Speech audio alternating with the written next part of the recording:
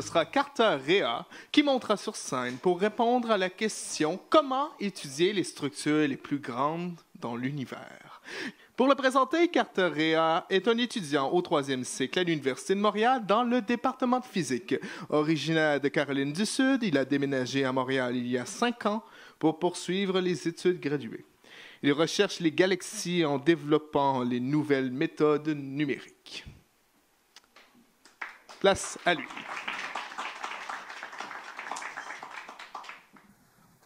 Salut tout le monde.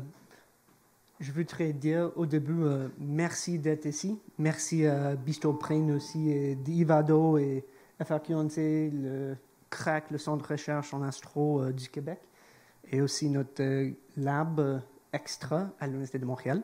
Donc, ce soir, je vais vous expliquer comment est-ce qu'on étudie, comme les astronomes, les galaxies et les amas de galaxies, c'est-à-dire les structures les plus grandes dans l'univers.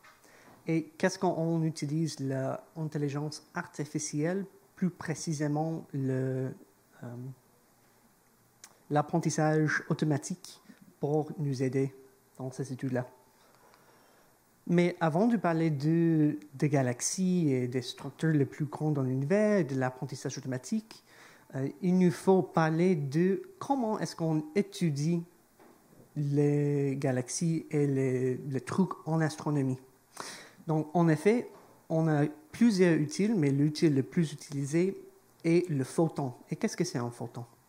Un photon est une particule de lumière qui contient d'informations sur le phénomène physique qui va émettre cette particule de lumière.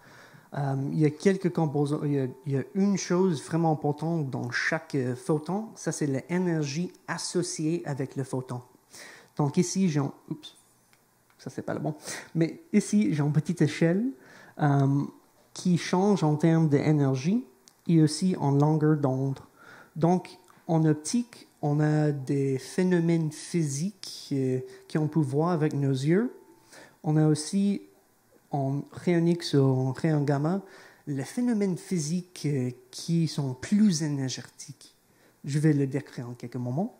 Mais aussi, à l'autre échelle, on a des phénomènes moins énergétiques qu'on peut observer avec les radios, les micro-ondes. Donc, si on veut étudier une galaxie, on peut filtrer la lumière, c'est-à-dire qu'on peut recueillir les photons dans l'énergie ou en bande d'énergie spécifique pour regarder des phénomènes spécifiques. Par exemple, si on regarde en galaxie, voici la galaxie qui s'appelle le Whirlpool Galaxy, qui est vraiment belle, à mon avis à moi. Donc, si on regarde cette galaxie en utilisant un filtre en optique, on voit des étoiles qui sont comme les nôtres. Il y a une raison pour laquelle on voit en optique, mais ça c'est une discussion en complément. Mais on peut aller dans l'échelle de longueur d'onde et on peut regarder le phénomène moins énergétique, par exemple. Ici, on a une image en infrarouge et dans cette image-là, on voit des phénomènes moins énergiques, c'est-à-dire les étoiles qui ne sont pas si brillantes comme le nôtre, pas si chaud. On peut aller plus loin pour voir des structures et des gaz qui est vraiment diffus et qui n'a pas beaucoup d'énergie en basse température. Donc, en changeant juste la longueur d'onde, on change l'énergie qu'on probe et on change le physique qu'on étudie. À l'autre côté, qui m'intéresse plus, ça c'est le phénomène énergique. Dans les galaxies, on regarde les étoiles qui sont extrêmement jaunes, qui sont extrêmement chaudes, où il y a peut-être de vie sur le protoplanétaire. On peut aller plus loin et voir les structures les plus énergiques dans les galaxies, qui s'appellent, dans ce cas-là, c'est un gaz qui est extrêmement chaud. Il y a un gaz qui est vraiment chaud avec une température plus que 10 milliards de degrés Kelvin qui remplit la galaxie, même le nôtre. Mais ce gaz-là est vraiment diffus. Donc, ça, c'est pourquoi on ne se sent pas ces gaz à 10 milliards de Kelvin. Évidemment, ce serait un problème pour notre vie. Mais pour étudier ça, à cause du le fait que le gaz est extrêmement diffus, on a besoin d'aller aux structures les plus grandes dans l'univers, c'est-à-dire l'amas de galaxies. Et comme le nom suggère, les amas de galaxies contiennent des centaines ou bien des milliers de galaxies. Donc, dans cette image-là, qui a été prise avec Hubble, on voit des petits points en jaune, et chaque petit point dans cette image-là est une galaxie. Quand on regardait en image dans une galaxie en optique, on a vu chaque petit point qui était en étoile, mais cette fois, on a chaque point qui est en galaxie elle-même. Et encore une fois, on peut observer le gaz chaud dans ces environnements.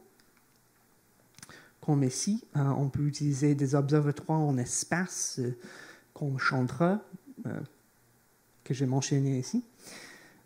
Et on peut regarder des autres phénomènes physiques. Donc, dépendant sur quel phénomène tu veux observer ou tu veux étudier, tu peux changer le filtre pour étudier des phénomènes moins énergiques, plus énergétiques. Mais moi, ça, ce qui m'intéresse, c'est le gaz extrêmement diffus, extrêmement chaud, parce que ça pousse vraiment notre connaissance de physique. C'est pas possible de reproduire ces phénomènes en laboratoire. Donc, pour comprendre comment ça fonctionne la physique, comment ça fonctionne l'univers, à ces températures et ces densités, et ces conditions assez extrêmes, il est nécessaire d'étudier ces objets-là. Mais comment étudier les amas de galaxies? Je peux vous montrer de belles images, des centaines de milliers de belles images, mais comment est-ce qu'on comprend, comme les astronomes, comme les scientifiques, qu'est-ce que c'est un amas de galaxies?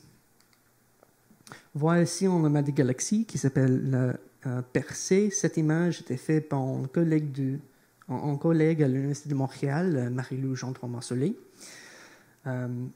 Cet amas de galaxies est vraiment proche à nous, il est vraiment belle évidemment. On voit en des couleurs différentes, les structures différentes en bleu. On voit ici encore une fois le gaz extrêmement chaud en bleu.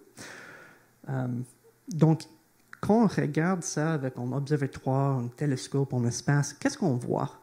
Donc, on a notre télescope, mon télescope préféré, Chandra, qui est géré par NASA aux États-Unis, qui regarde dans la longueur d'onde de rayon X, c'est-à-dire une longueur d'onde vraiment énergétique et qui est bon pour étudier ces gaz de feu qui m'intéressent. Donc, Chandra va observer un petit espace, une petite partie de notre amas de galaxies et va nous donner un spectre. Donc, qu'est-ce que c'est un spectre? En grand terme, un spectre est une fonction qui nous montre le nombre de photons par seconde, c'est-à-dire combien de photons est-ce qu'on récolte en fonction de l'énergie du photon. Je trouve ça un peu plate, juste pour dire, OK, cool, ça c'est un spectre, mais on peut apprendre beaucoup de ces spectres-là. On peut apprendre en fitant les modèles, les paramètres physiques du gaz, du galaxie ou de n'importe quel objet en physique. Mais il y a un petit problème. Dans cette image-là, peut-être dans ce spectre-là, il n'y a pas beaucoup d'informations. Il est vraiment smoothé et c'est difficile à fitter des modèles. Donc, il nous faut trouver un moyen d'extraire le plus d'informations que possible.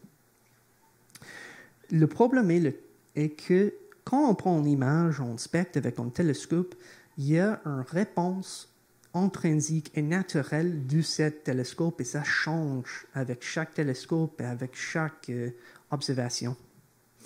Donc, au lieu d'avoir un bel spectre comme ça, où c'est plus facile d'extraire des propriétés physiques, on a un spectre comme ça. Si tu as appris l'algèbre linéaire à l'université, tu te rappelles peut-être cette équation-là, AX égale à B, c'est une équation matricielle. Je ne vais parler pas plus des équations parce que ça c'est encore plate, Mais l'idée est que c'est vraiment difficile à résoudre cette simple équation et en fait, on a prouvé que c'est impossible avec les outils numériques. Donc, c'est dans cette cadre qu'on utilise l'intelligence artificielle, plus spécifiquement le réseau de neurones pour résoudre nos problèmes. Donc, on utilise un réseau qui s'appelle le machine d'inférence récurrent, le MIR. Et comment fonctionne-t-elle? La machine d'inférence récurrente résout une équation linéaire comme la nôtre, en utilisant un réseau de neurones récurrents dans une façon itérative. L'idée est qu'on peut donner à notre machine beaucoup d'informations sur la galaxie, sur les télescopes, sur les observations qu'on a. Toute cette information-là va passer à travers des couches convolutives récurrentes pour nous donner une estimation de notre vrai spectre, le spectre intrinsique. Donc, on commence avec un spectre comme ça, où il est vraiment difficile à extraire des propriétés physiques qui nous intéressent. On aimerait avoir un spectre qui ressemble à ça. Je te promets qu'il est plus facile d'extraire des paramètres qui sont intéressants de ce spectre en bleu. Et après d'entraîner le réseau, on trouve qu'on voit ici en tiré en orange que le réseau prédit bien le spectre qu'on veut et c'est avec ça on peut finalement explorer ces gaz de feu en plus de détails qu'avant. Et ça, c'est la première fois qu'on a fait ça dans notre domaine d'astronomie. Et donc, c'est avec ça que je vais m'arrêter et dire bonjour encore une fois. Si vous avez des questions, n'hésitez pas à me demander.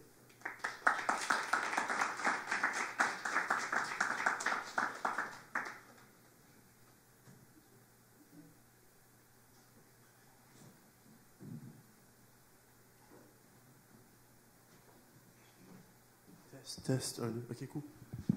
Merci beaucoup pour la présentation. Super intéressant. J'avais une question. Est-ce que vous pensez qu'il y a un lien entre dans le fond, pour l'observation des trous noirs, est-ce que vous pensez qu'il y a un lien entre le AI, puis observer les trous noirs, puis être en mesure d'arriver à des conclusions telles si on fait juste partie d'un bubble bath ou s'il y a des doubles dimensions, etc.? Oui, merci pour la question. C'est une vraiment bonne question.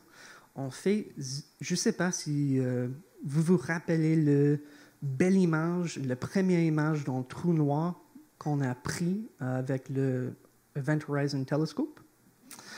Oui, qui est extrême pour notre domaine. Ils ont utilisé l'intelligence artificielle pour créer ces images-là parce qu'ils ont besoin de résoudre le même genre d'équations. Et ils ont eu besoin d'utiliser l'intelligence artificielle, plus précisément le réseau de neurones, pour résoudre ces équations-là. Donc, dans l'imagerie, ou qu'on s'appelle la photométrie en astrophysique, astronomie, l'intelligence artificielle est bien utilisée. Et aussi, bien sûr, pour les images de trous noirs et pour étudier les trous noirs. Oui.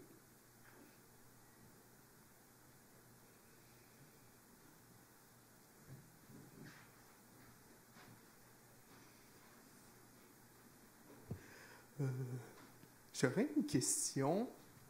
Présentement, on a de l'utilisation à propos pour les galaxies. Vous dites aussi qu'on a pour les trous noirs. Est-ce que pour l'instant, des domaines d'application, est-ce que ça fait longtemps qu'on utilise l'AI en astronomie? Et deux, est-ce que pour l'instant, des domaines qui commencent tranquillement à s'ouvrir, qu'on a l'impression qu'on serait capable d'aller faire une percée, mais que tout est encore à faire?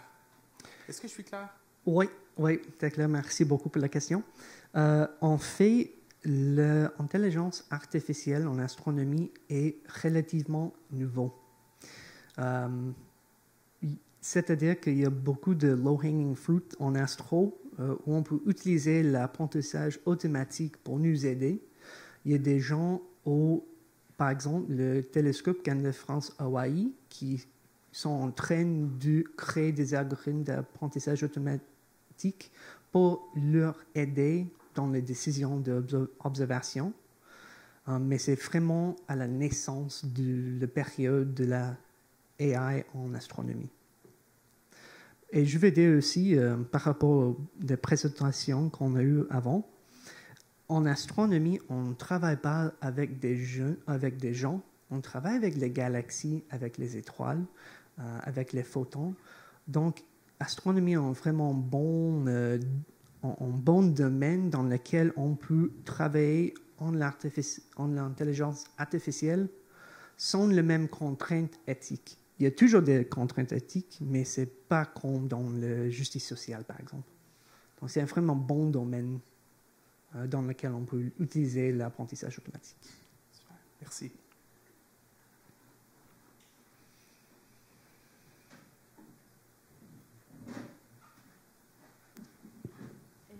Je me demandais, vous parlez des bons côtés du AI à utiliser avec les galaxies. Est-ce qu'il y a des limites que le AI, vous trouvez en ce moment, que vous n'êtes pas capable d'avoir les informations, ou c'est quoi les avancements en ce moment, c'est ça, les difficultés que vous trouvez?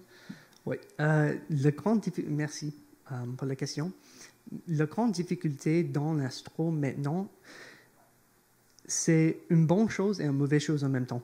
Parce qu'à ce moment-là, on est en train de construire des télescopes et des observatoires qui sont extrêmement grands, qui vont prendre beaucoup d'informations, qui vont prendre des observations comme jamais. Donc, on va avoir plus de données que jamais. Donc, dans l'astro, c'est un problème de quantité de données. Donc, c'est dans ces domaines-là qu'on peut utiliser l'intelligence artificielle pour trouver des choses intéressantes dans les données, pour chercher des particularités. Oui. J'espère que ça répond un peu à ta question.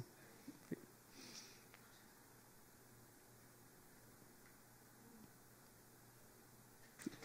Merci.